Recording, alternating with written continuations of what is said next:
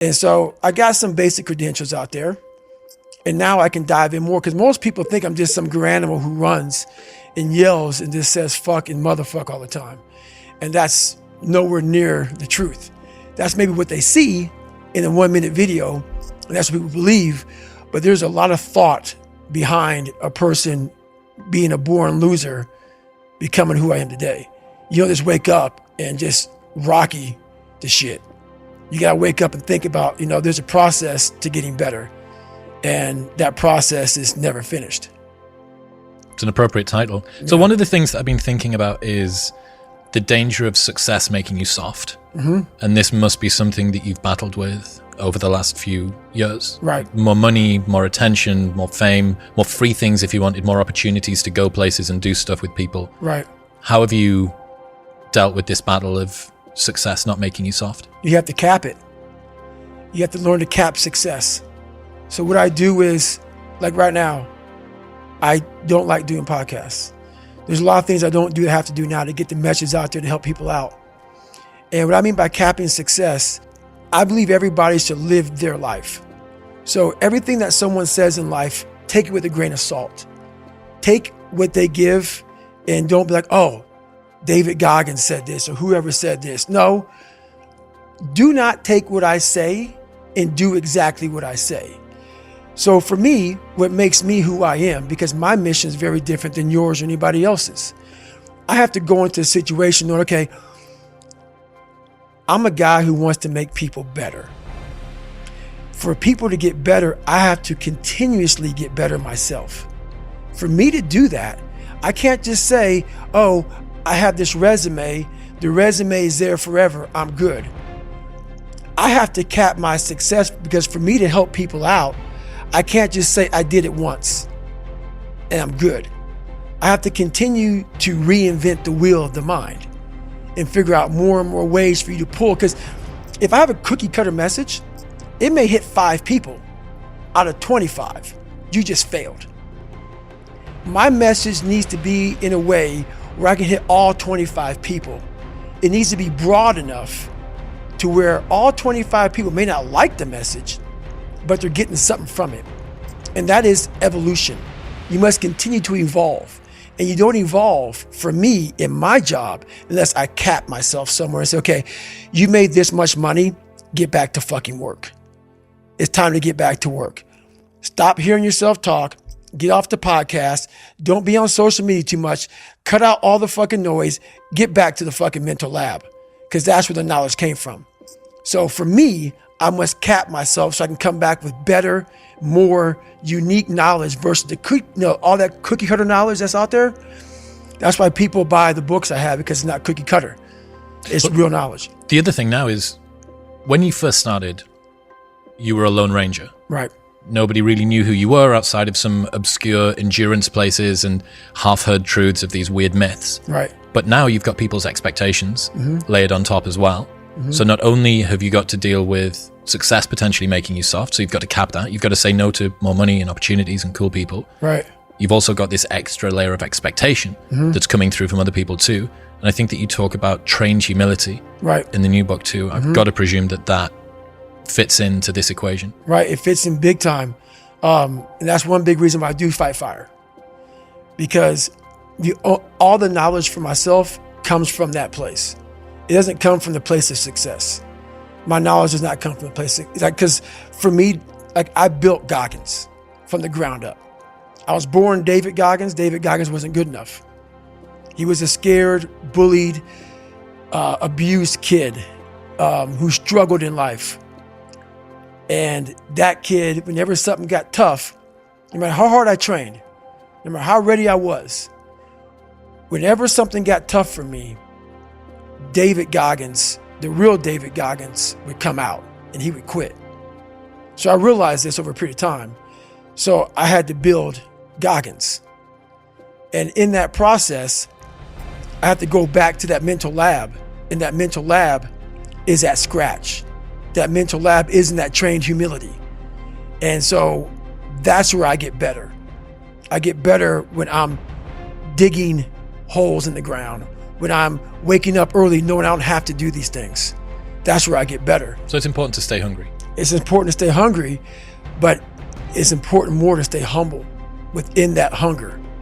So while you're hungry, a lot of people are hungry, but humility is everything. What was that story about William Crawford, the janitor? Yeah. So this guy won the Medal of Honor. So he won the Medal of Honor, and which is the highest award in the military. And this guy went to the Air Force Academy, and he was a janitor. And no one knew who the fuck this man was. He had the highest award in all the military for heroics. For heroics, saving lives, putting his life on the line. Could have been killed.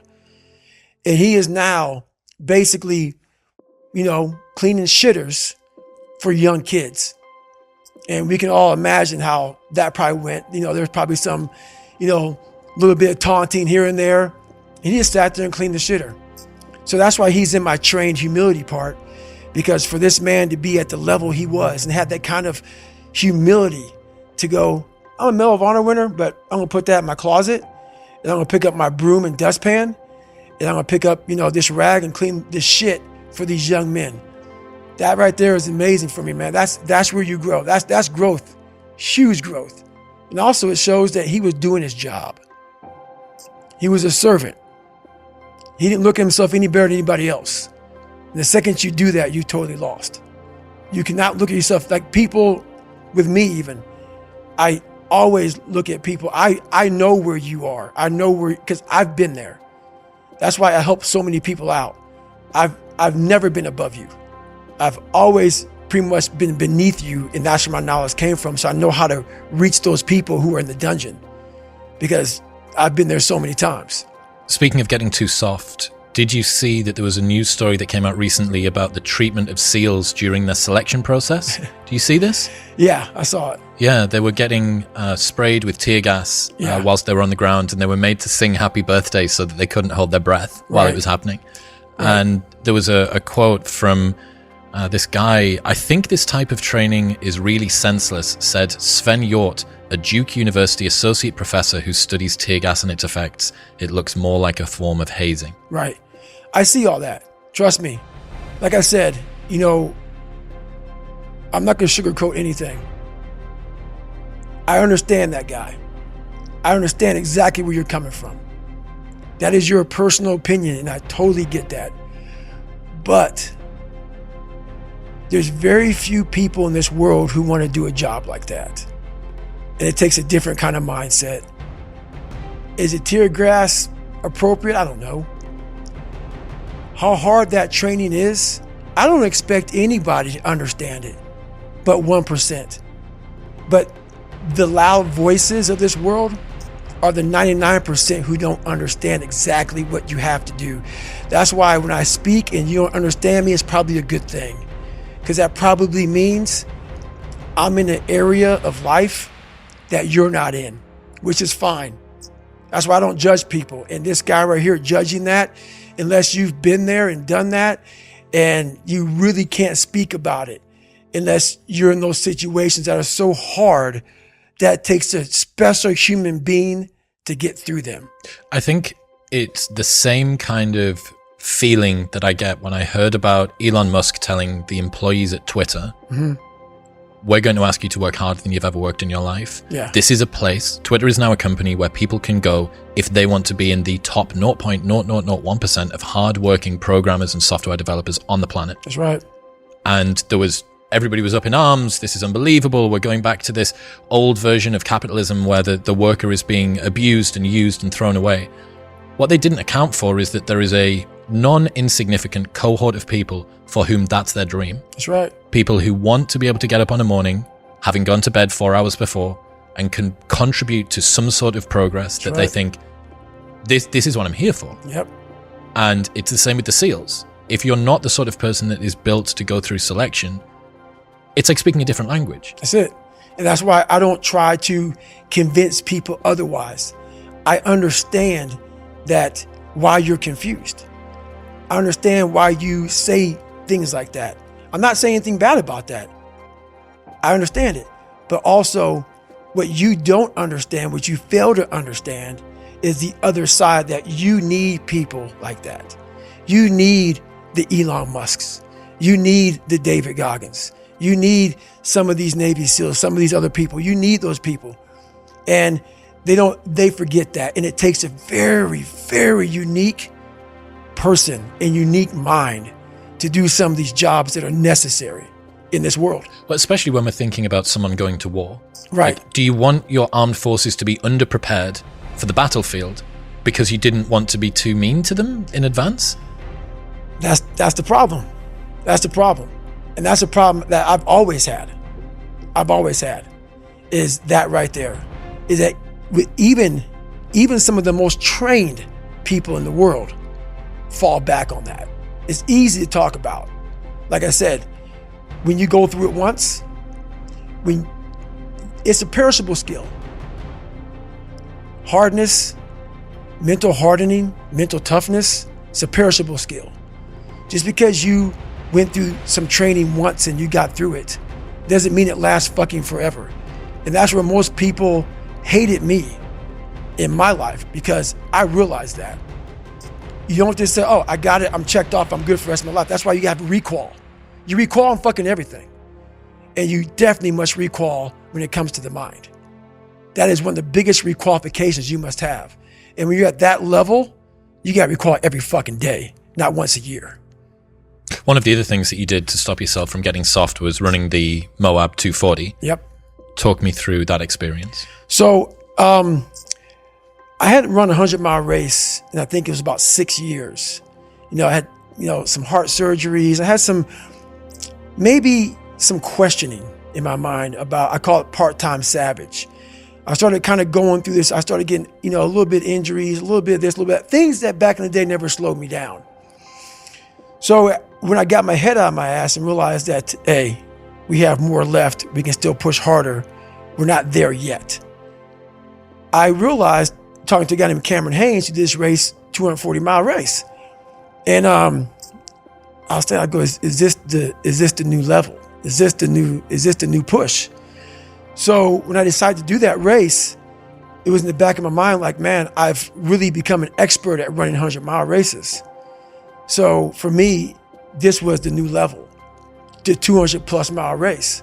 And what was so amazing about that, as you probably read in the book, I had a hard time the first time doing it. I came back and did better. But what's amazing about the human mind is that it becomes your new norm. Like to think that I can run 200 miles, 240 miles, and that becomes like running 50. I never thought that was possible. This is why I'm always pushing that limit, because I know that within pushing these limits, there's always more. So I end up doing almost like back-to-back 200-mile runs. When the 200-mile race, 240-mile race was hard at once, it became something that was very easy after I figured it out. So that's why that happened. Well, you got lost on the first one. Oh, yeah. And then you went to bed and woke up halfway through the night and nudged Kish and said, how long have we got left until the end of the race? But because you hadn't completed the official route, you couldn't go across the official finish line.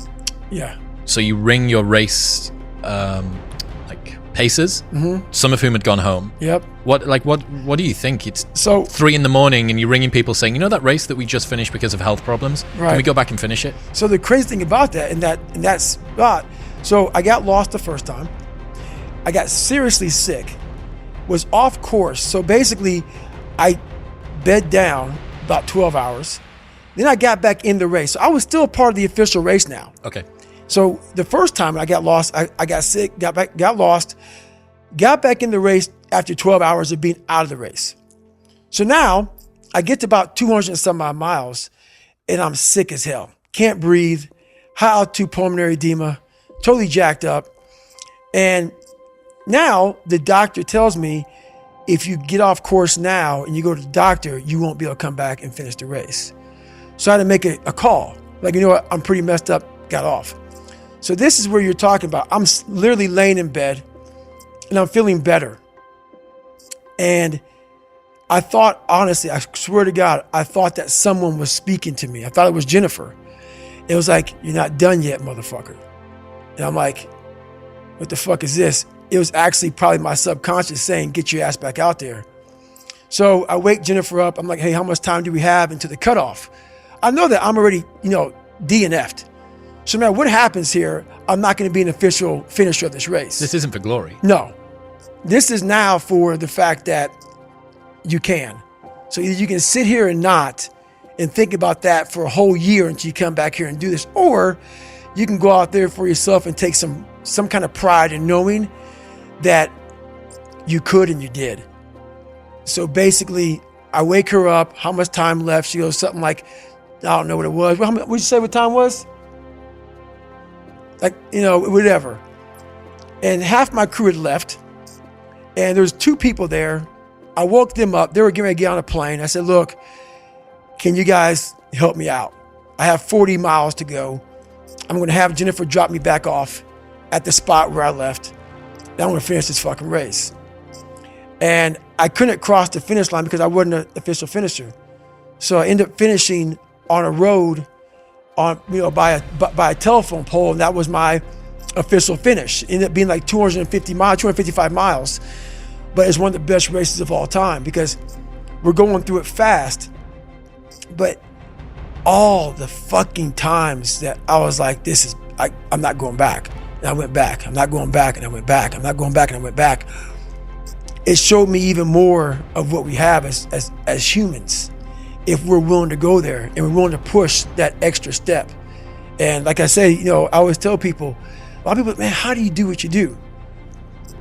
At the end of the day, I ask myself one question: can I take one more step? And usually the answer is yes. So if you can answer that question and not take another step, that is real failure. That is real quitting. So a lot of people can take one more step, but they choose not to. I don't know if you can take 2 steps. You got to answer that question after you take the first step. But I can always take one more step. So if I choose not to, that's on me. And I got to live with that. Does that link in with the 1 second decision? Yes. So the 1 second decision is, I had to live through that 1 second decision several times during this race. So this race took me 100 and some hours. Okay. And this is what people don't get. For you to finish that race, even though I DNF'd, I still finished in the time. So there's a lot of pride in that. If you're 100 and some odd hours, let me use Hell Week. This is a perfect example. Hell Week's 130 hours. And 130 hours is a lot of seconds. A lot of fucking seconds. And if you lose, let's say you win every second but one, you lost. It only takes 1 second for you to lose the whole thing.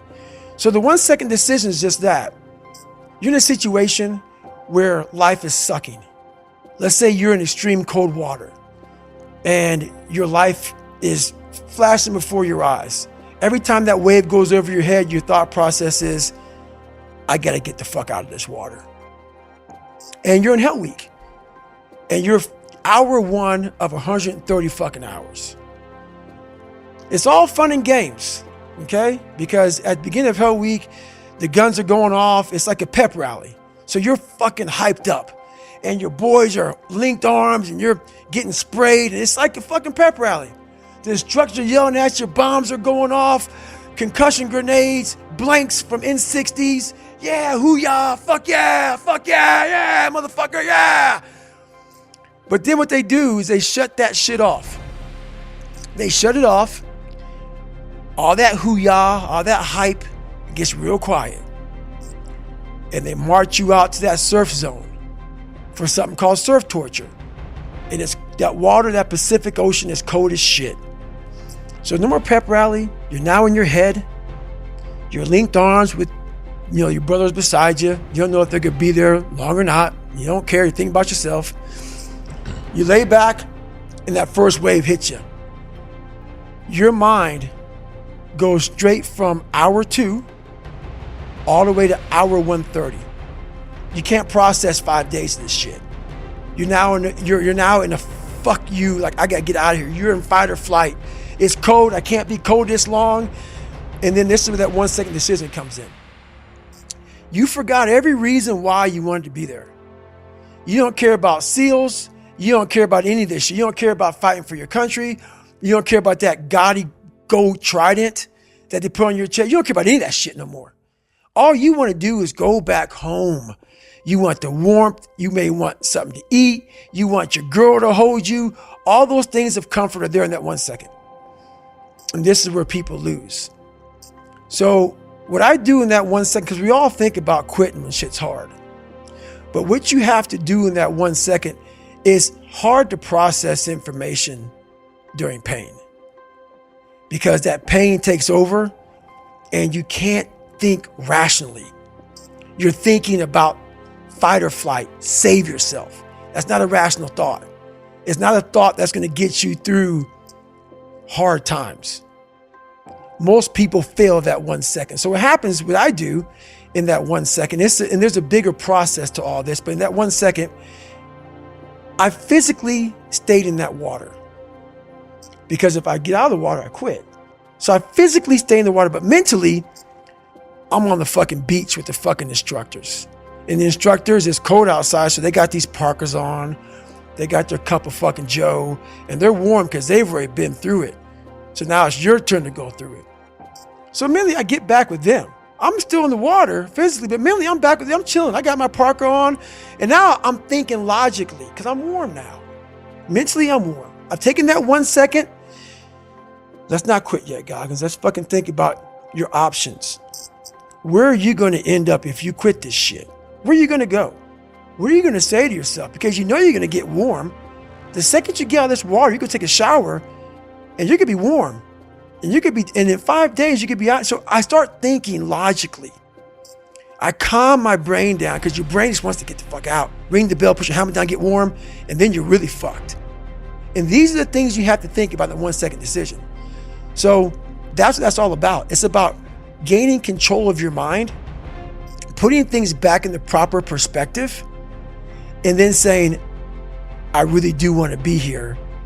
And I'm going to have a bunch of these 1 seconds through this 130-hour journey. And I have to learn to control these, because if I fail one of these 1 seconds, I will not be a SEAL. I will not be a doctor. I will not be a lawyer. I will not be whatever the fuck it is. So that's how important that 1 second decision is. It's all about your mind takes control of you. You have to say, fuck you. I run this motherfucker. And that's what that's all about.